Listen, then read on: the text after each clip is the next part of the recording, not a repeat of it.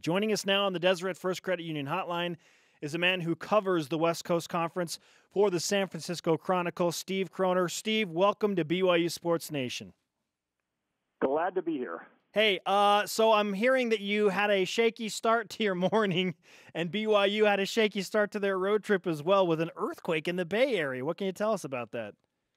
Yeah, about 2:40 in the morning. Normally, if I'm getting up at that time, it's just to go to the bathroom. But so last night, this morning, there was a pretty good rumble. But thankfully for those of us who live in the Bay Area, it did not do any major damage at all. I think it ultimately became a 4.4 quake, and usually anything below 5 is a shake, but not a damaging event. So got awakened much earlier than I would have liked, but it just got me prepared to be on BYUtv. Yeah, exactly. Yeah. It just reminds us we are not in charge. That's what it reminds us of. Yeah, well put. Steve, after 2 conference games, what have you learned, and what do we think we know about the West Coast Conference so far?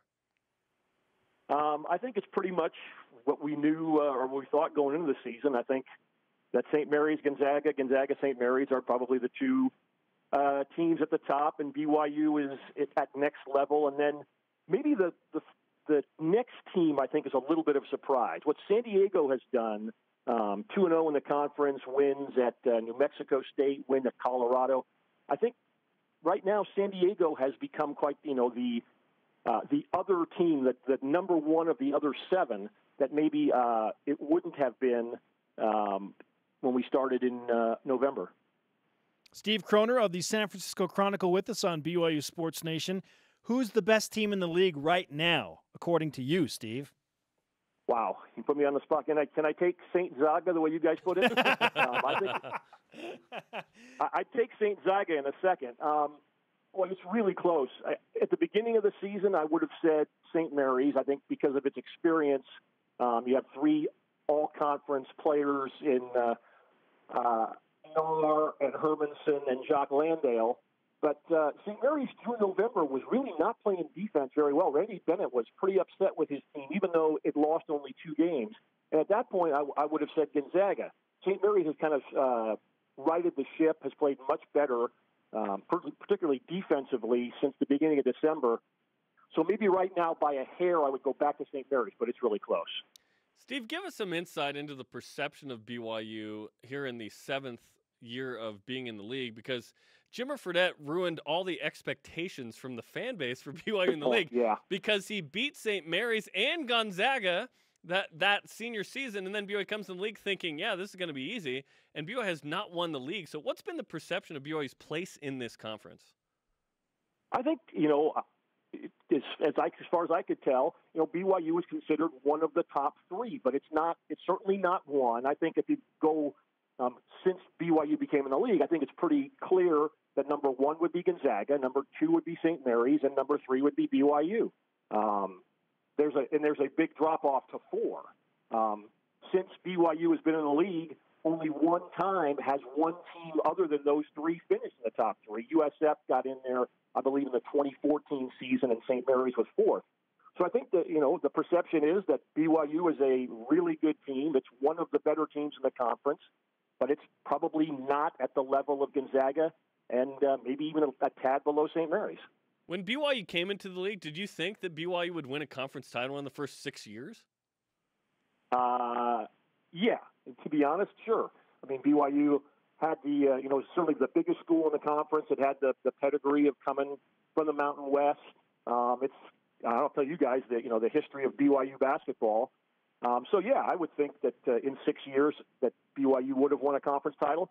But, again, I think that just goes to show you how good Gonzaga and St. Mary's are. I mean, I think the perception maybe from the Utah angle was that, those teams aren't as good as they might appear to be once BYU gets in the conference. But I think BYU has found that playing in Moraga or playing in Spokane is no easy task. Hey, playing in Spokane is actually easy for BYU, too. 3 wins. That, yes.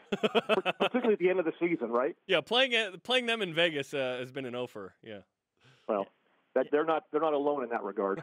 If you can figure out how BYU has a better record in Spokane than they do at Firestone Fieldhouse in Malibu, then give us a call, because we still don't have the answer for that.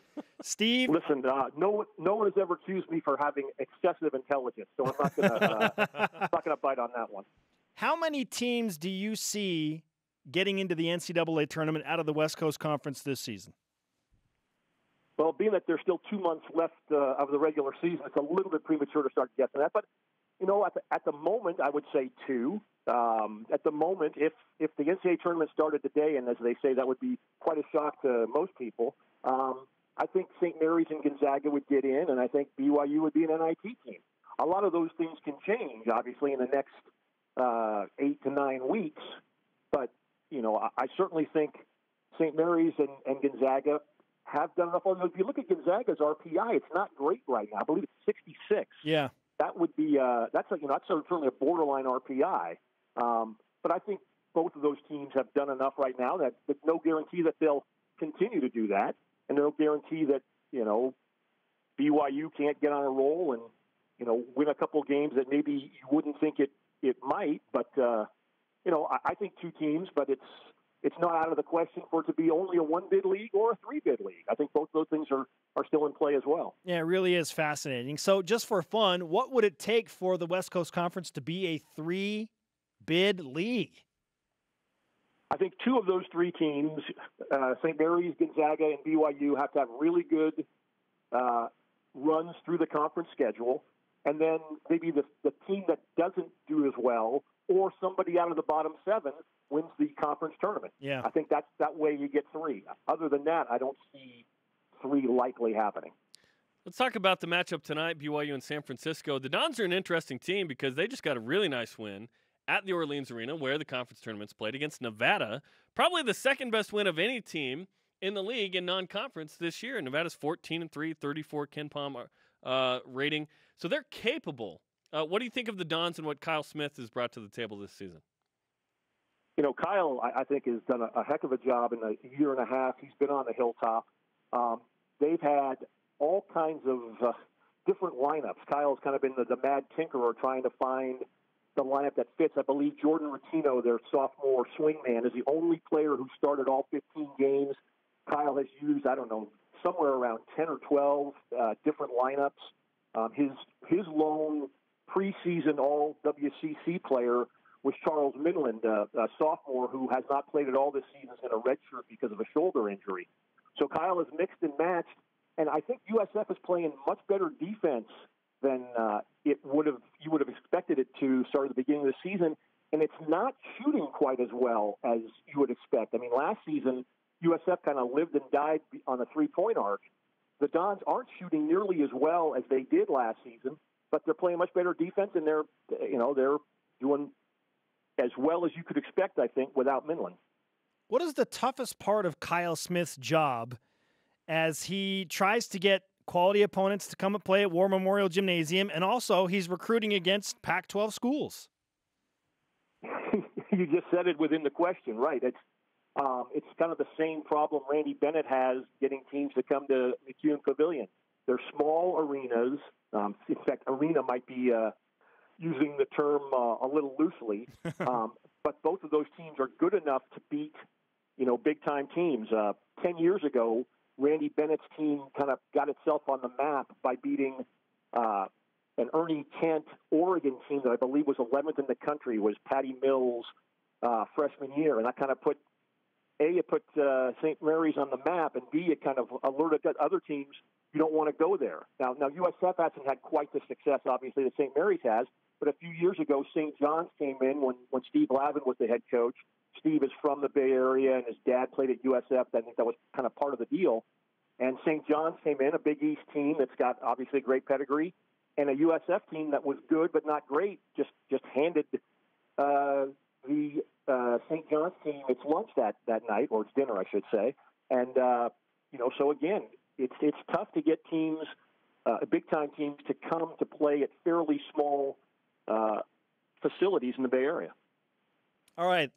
We do want to ask you one last thing before we let you go, Steve, and that is, okay, what is the legacy of Steve Young with the 49ers and his popularity today? Because Steve Young, is one of the BYU legends. Steve Young, it's weird to say this. Steve Young is one of the most beloved, exalted, admired athletes in the Bay Area. And Steve will tell you this too. And given all that, as much as he's done on the field and off, he's always going to be number 2 to Joe Montana. I mean, Steve is as popular as almost any athlete in the past 35, 40 years in the Bay Area. But if there's one guy who would be more popular, it'd be Joe. Steve's legacy in the Bay Area is it's cemented. It's as good as it is at BYU. He won a Super Bowl with the 49ers. He had MVP seasons. He's done a lot in the community. He's beloved in the Bay Area. But he's number 2 in the hearts behind Joe Montana. And Jimmy GQ is the third coming. He has not lost a game as a starter, and as far as I can tell, he won't ever lose a game. That's bad news for Jarom and his Seahawks, Steve. Yeah, this is bad. Hey, thanks. I was going to say, I think 2 JGs, Jimmy Garoppolo and Jared Goff, are going to make things rough on his Seahawks for the next 5 to 8 to 10 years. Don't remind me. Steve, great to talk to you, man. We'll see you down the road. Look forward to it. All right, Steve Kroner on the Deseret First Credit Union Hotline. Deseret First, your values, your timeline, your financial.